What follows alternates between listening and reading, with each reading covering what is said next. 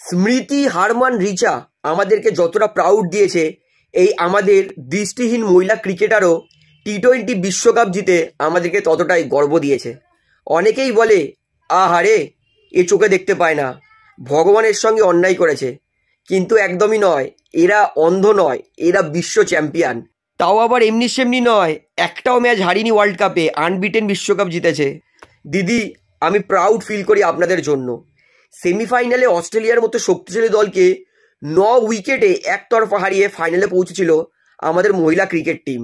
ফাইনালে নেপাল প্রথম ব্যাটিং করতে নেমে 20 ওভারে 115 রান করতে সক্ষম হয়। দৃষ্টিহীন মহিলা ক্রিকেটে 115 রানটাকে কিন্তু অনেক বড় ধরা হয়, কিন্তু ফাইনালে আমাদের মহিলা ক্রিকেট টিম মাত্র 12.1 ওভারে 7 উইকেট হাতে নিয়ে 117 রান করে দেয়। অর্থাৎ পুরুষ মহিলা তার পাশাপাশি দৃষ্টিহীন মহিলা ক্রিকেটেও ভারত বিশ্ব চ্যাম্পিয়ন হয়ে গেছে।